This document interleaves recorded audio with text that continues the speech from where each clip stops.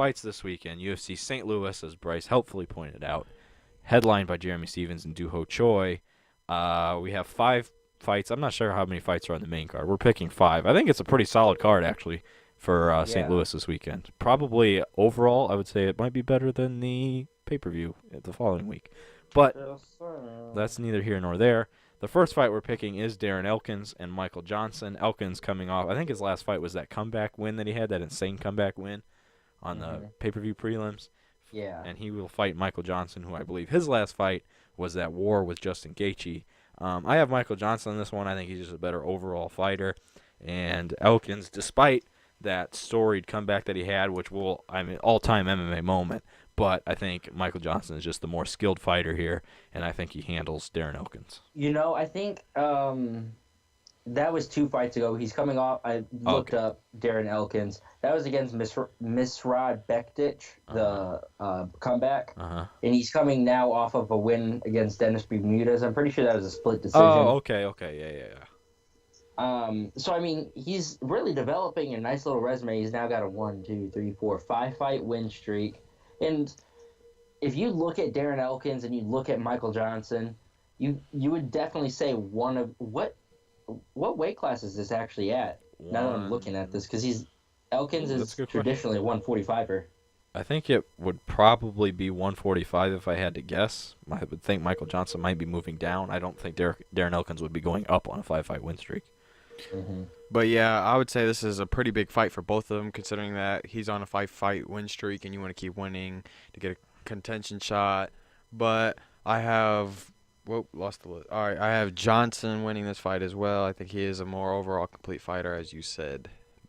Yeah. I think the story of this match is a streaking Elkins versus Johnson, who has continued to struggle to find his footing in his career, and he needs to put together something like Elkins is putting together now. So I think it's like Johnson will be looking to reverse the roles in this fight. Yeah, for sure. And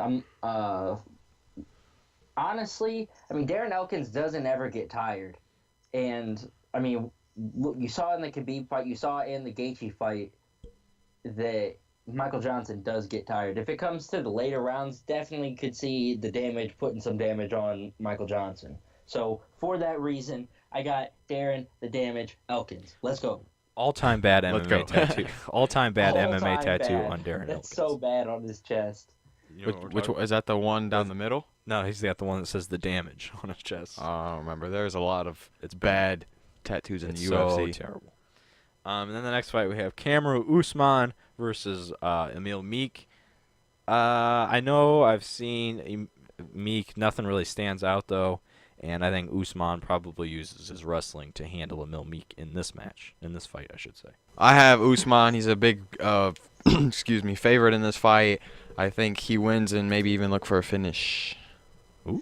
I don't see him finishing him, but I don't know much about EMIL MEEK. I heard Joe Rogan once say that he's, exciting.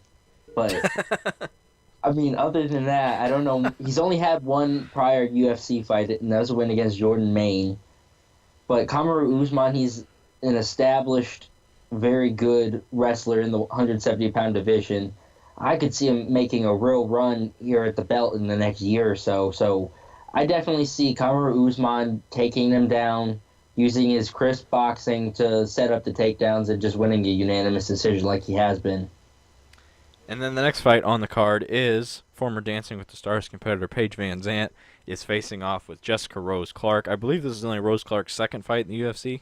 And Paige VanZandt, I believe, coming off of the win of Beck Rawlings? No. Lost to Michelle Watterson. Lost to Michelle Watterson? Yes, she lost. She got beat down bad. Okay, Rose beat Michelle Watterson. I get everybody confused. But I'm picking Paige in this one, actually. I don't think Jessica Rose Clark was all that impressive in her debut, despite getting the win. And Paige still developing. Obviously, she's not a top talent in that strawweight division, but I do think Paige gets it done in this one. I am a Paige fan myself, so this has a slight influence in my decision. And You're a FANZANT? All right, That's bad. I'm a FANZANT. Uh, but yeah, that might have a slight influence in my decision of who I chose to win. I'm not really impressed with Paige. I thought she would develop more quickly, and again, she is a young fighter, but I still think she'll pull out the win. Definitely going to a decision. Before you make your pick, Bryce, I think Paige would probably be better served going to a gym that is not Team Alpha Male. I think she'd be better off at maybe an AKA or maybe even a Rufus Sport, something like that. I don't think Team Alpha Male is the spot for her where she's at in her career right now. How many female fighters does Team Alpha Male even have in the UFC Outside besides her? of Paige, I do not know of any. I could definitely be wrong, trust me, but outside of Paige, Right. I cannot think of anyone. Yeah, I definitely think she could do better. I mean, I'm not sure because she's got a lot of holes in her game because I mean, for one, she's 23, and I don't know, did she have a true martial arts background before coming in the UFC? Not that I know of. I think she was a dancer.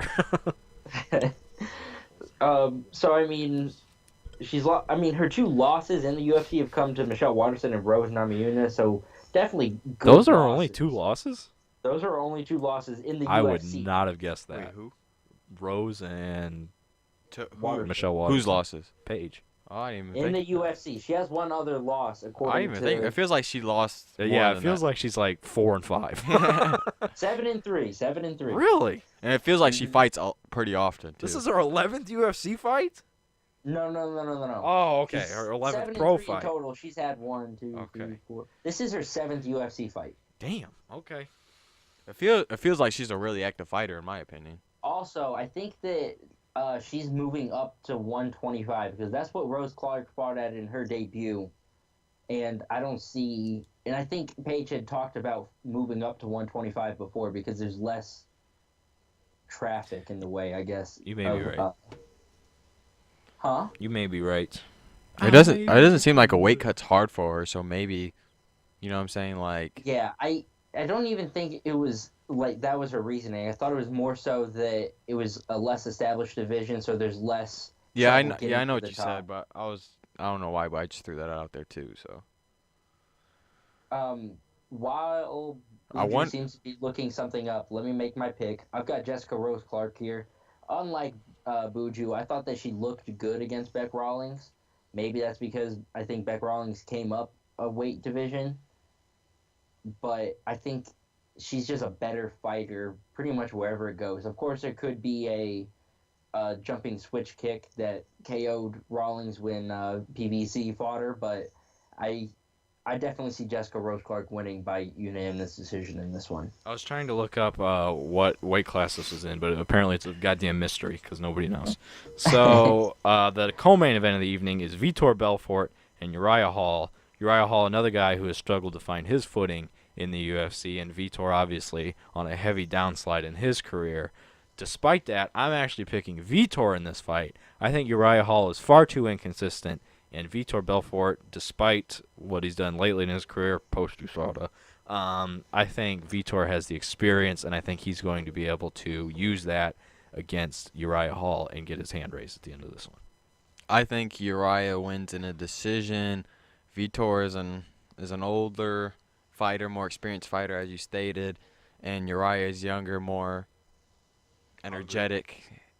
So I think I'm not even going to give an analysis on this fight besides I see Uriah throwing kicks and wearing Vitor out throughout the fight.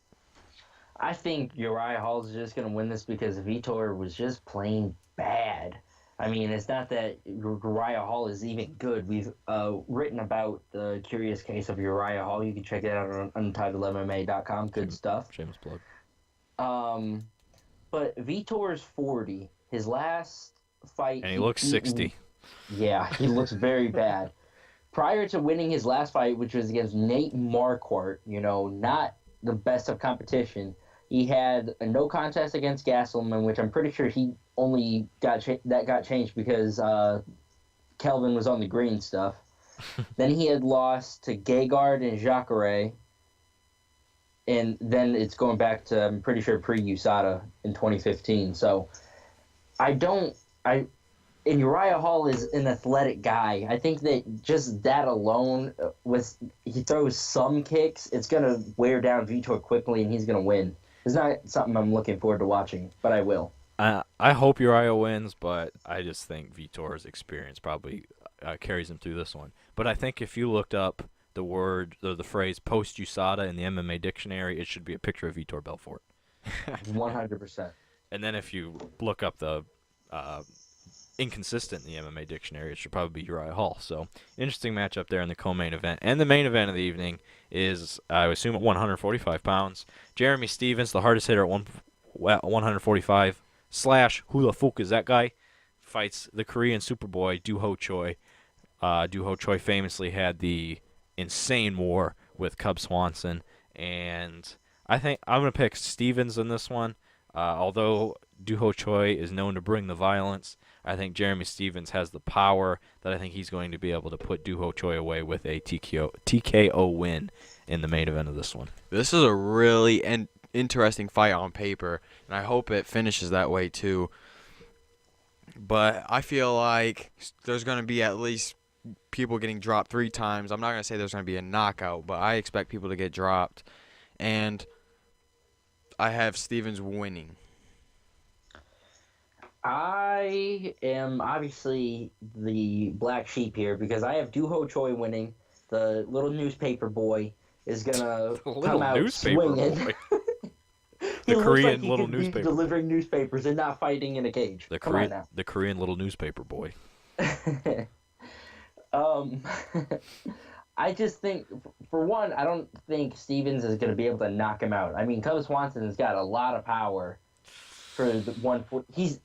He hits pretty hard for 145. Hardest hitter at 145, bro. Jeremy Stephens. Who the fuck is that guy? I don't know if That's you heard. More like it.